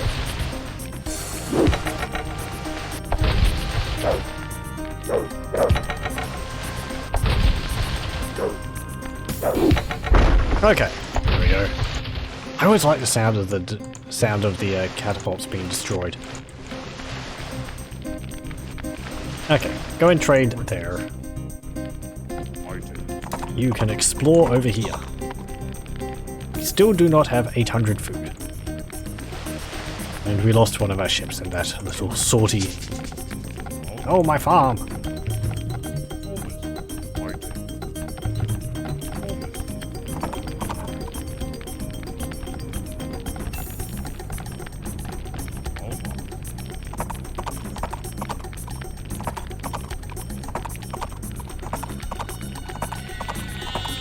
Okay, what's down here?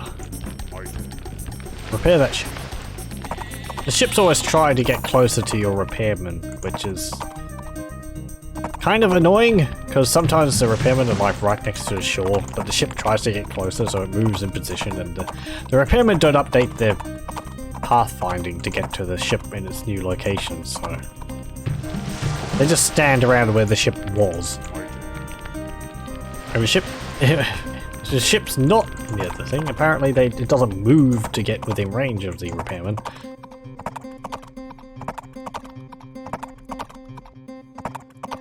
Okay, we have enough food now. Upgrade.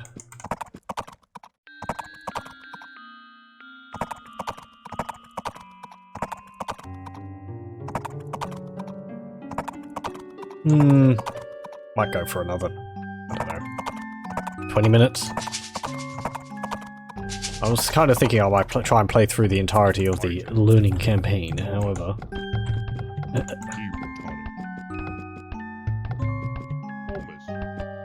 The way it's going, we might actually have to finish it off in the next stream of Age of Empires. I mean, it's getting more interesting now. We've gotten past the dawdly tasks, and we're up against a bit stiffer competition. He says, rolling his eyes slightly. But I didn't expect the Age of Empires stream to be that action-packed. It's more of a relaxing thing for me to do after the arena stream.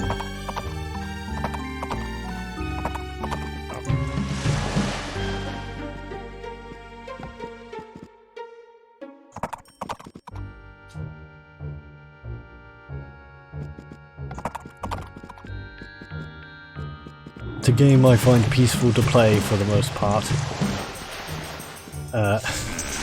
Barring some missions, one of which comes to mind is going to be a pain when we get to it. Hey, we've got a temple. We can actually heal our people. And a government center, siege workshop, and an academy. And a academy.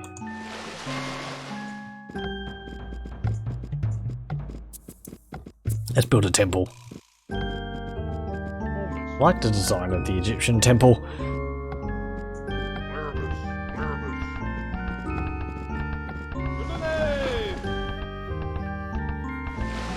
Okay. You can't overload the trade docks with trade ships because each one that visits... Oh, that's right, actually. Something which I'm going to point out here. Trading in Age of Empires 1 is not free. Unlike Age of Empires 2, where your trade ships go between, like, your docks and the enemy docks, or your allies' dock, or your market and the enemy and your allies' market, and just exchange ephemeral goods for gold. In Age of Empires 1, you actually trade your resources for gold. I believe it's at a rate of 10 for gold. Could be wrong on that, but you have to. You do choose down here what trade resource you want to trade. So you trade food for gold, wood for gold, or stone for gold. It shows what you're trading in the icon down here. But just be aware that you are losing a resource in trade. And if we trade wood, we will lose 20. Okay. Right, yes, we're losing 20 wood in exchange for 20 wood. Gold. We're losing 20 wood in exchange for 20 gold. So...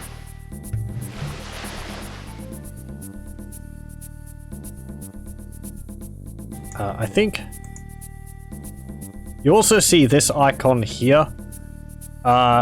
This regenerates over time from 100. It goes down by 20 every time a ship trades there. You'll see it goes to 80, and if this one gets there in time, it will lower down. Yeah, to 69. If that hits 0, then I think they have to wait for it to get to 20 again before they can complete the trade. 11 out of 20. 13 out of 20. I'm not entirely sure how trading works. I think this is determining how much... I believe this is how much... I'm not too sure, because it's saying we have 20 gold here. But this is 13 out of 20. I was going to say, I think that's the amount of gold you'd make for the trip depending on how far it is, but that's obviously not the case. Yeah, we're getting 20 there.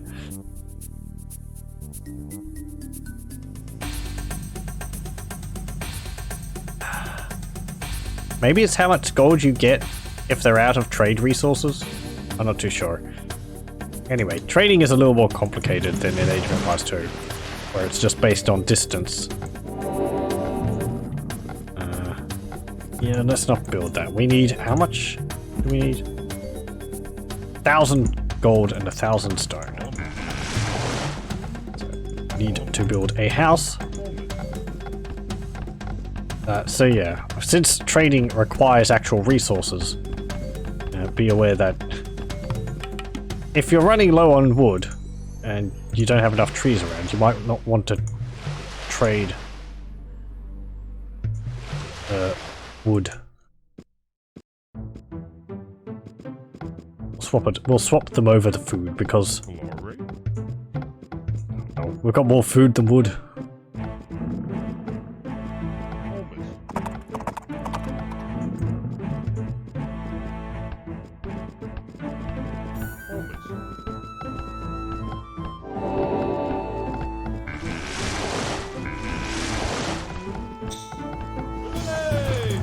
Okay.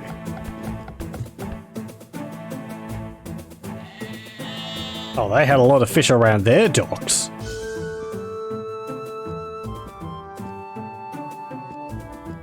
This is also why you wouldn't want to build your docks right next to their docks, because this would go down very quickly, and then you'd be getting a very small amount of gold, because they'd just be going boop, boop, boop, boop, boop, boop.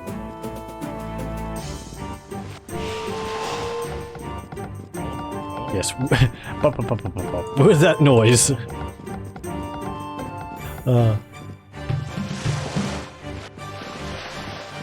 Okay. Get into that transport. Need more houses! Oh, people cannot subsist in so few houses. Sure. Travel down here. You're going to defeat this lion.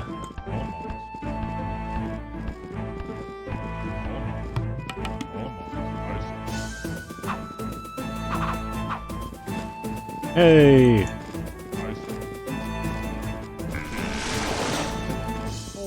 I don't think it's generally an advisable thing to eat the meat from carnivores, but whatever. What do I know? And apparently you can get massive steaks from lions. Oh, it's so silly.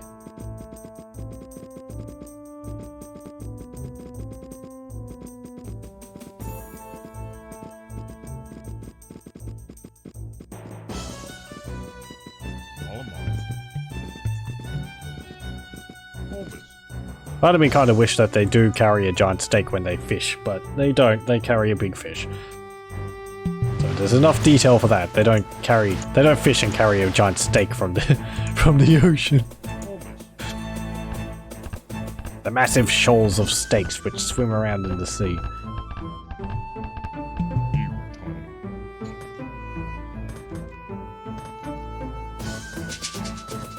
Uh-oh. We've got maracas.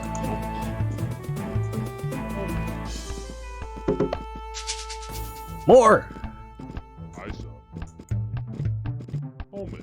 Farms!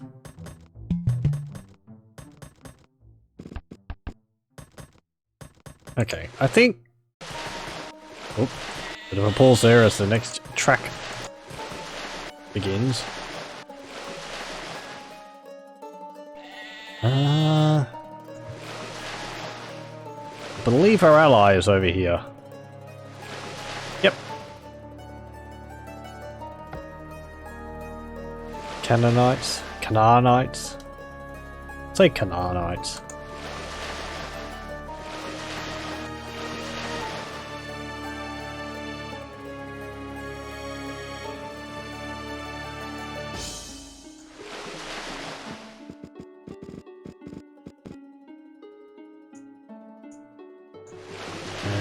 Nothing up there. There is more fish over there, though.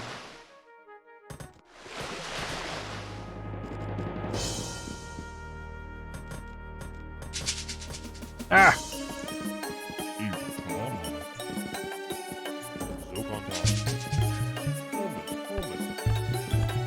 Sounds to induce anxiety in Age of Empires players.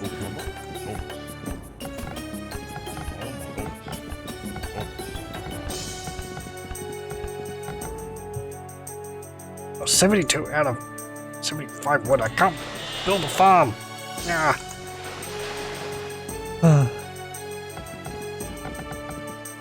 There we go.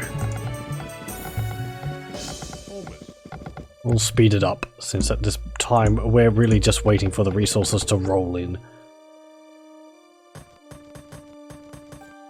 Mine all that stone.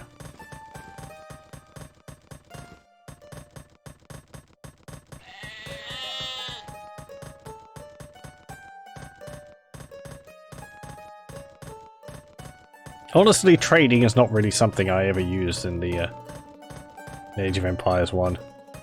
Either during the campaign or during random maps. It's not needed for the most part. I mean, if there's gold on a map, you just mine that. You don't really bother with trading. I mean, it is showing it that you can make what's it called? Resources from trading. You can make gold from trading, but so much effort. And you have to really dominate the ocean. If the enemy are functional, unlike this level, they'll be constantly building ships to attack your trade ships. If they're your enemies, which they most likely are. So, and you can't just like set your ships around their dock and shoot their ships when they pop out, because your ships will be attacking their dock. I suppose you could set them to neutral in diplomacy. That way, maybe they wouldn't automatically target them. Let's see. Diplomacy, neutral. Will you automatically target that dock? No, you will not. If we go on enemy, you do. If we change to neutral, you keep attacking it. So that might mean actually that then they only attack the enemy ships if they attack us, and the AI is not likely to change their stance from enemy to neutral, so I suppose you could work around it that way. That's weird. I've never actually tried and thought about that. Streaming this is going to involve me thinking about things a bit more than I usually do. Fancy that.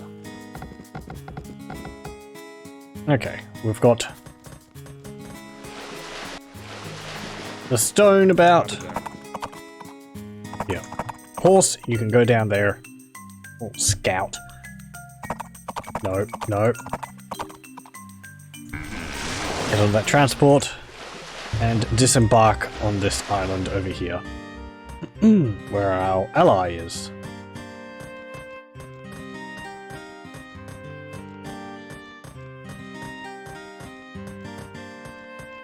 I don't know how a faction can trade when they have nothing except their docks, but oh well. Yep, you've just got a little village around here.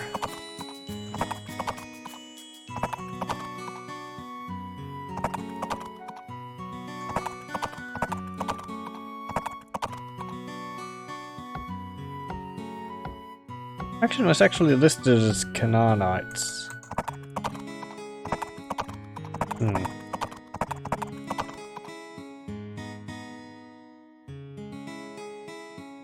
Yep. And we're out of stone. There is stone up there. Well, you don't intend to... You could get stuck in this level by if you built towers and slingers and used up all the stone which was available. But, you know, proper management of your resources will prevent that.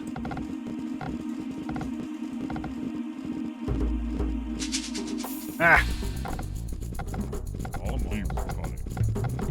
Multiple people can farm than one farm. I think. Actually, do they? No, they can't. It looks like they are, but they're not actually. Only one can gather food from the farm at a time.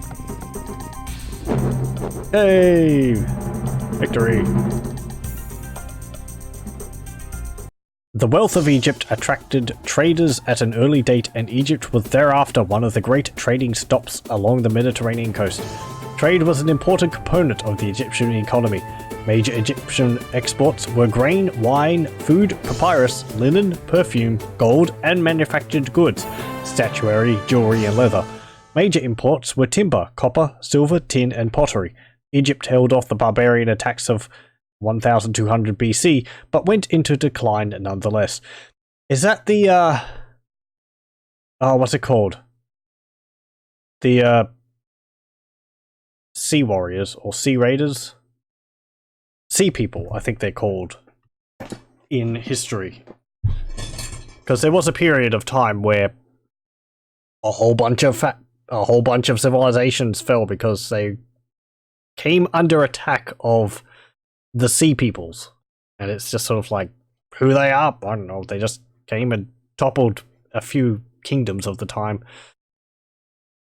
At least partially because trade came to a virtual halt for many years. Alexander the Great commissioned a new port capital for Egypt named Alexandria after himself, which became one of the most important ports of the ancient era. I believe he actually founded multiple cities called Alexandria along his tour. Outside the harbour was built the Great Lighthouse on the island of Pharos, listed among the 7 wonders of the ancient world. It stood over 500 feet tall, and its light was visible 30 miles away. Parts of the ruined lighthouse, destroyed by an earthquake, were recently found by underwater archaeologists. Grain from Egypt was critical to the large populations of both Greece and Rome that could not be supported by local food production. Roman governments sometimes fell when grain shipments failed to arrive, and the starving citizenry rioted. Okay, the next is Crusade. How are we going for time? Well, we've done an amount of it. I know we haven't finished the learning campaign, but I think I'll leave Age of Empires there for tonight. You'll get past that, and then I'll probably begin. I think I'll probably go through the demo missions before I start on the actual campaigns. They're quite short. I think that demo campaign is Reign of the Hittites. I'll do them in order at least. I'll do the demo for Age of Empires. The demo campaign for Age of Empires base game first. And then we'll go through the Age of Empires campaign. And then I'll do the demo campaign for the expansion. And then the expansion campaigns. But yep, I think that will do it for Age of Empires for tonight. I enjoyed this. It's a nice, relaxing game. Slower paced, but I enjoy playing this game a lot. I'd like to thank you very much for joining me for Age of Empires, and I hope you'll join me again next time. HD mod version. This isn't just base Age of Empires, as I mentioned at the beginning. This is Age of Empires with the HD mod, which allows you to play it in widescreen, amongst various other things. A few patches the game, fixes a few bugs in the game, a few balancing changes here and there. Of course, I'm not playing it in widescreen. I would be. I believe I would play it in widescreen. I can play custom games in widescreen. However, playing the campaign in widescreen is not possible. I'm not too sure the reason for that. Maybe the beginning screens, you know, where it gives you your objectives and all that, don't display properly widescreen. The game just crashes for me. So, yeah, it's a shame, but anyway. So, well, thank you very much for joining me, and I hope you'll join me again next time for Age of Empires. I will stop the recording here.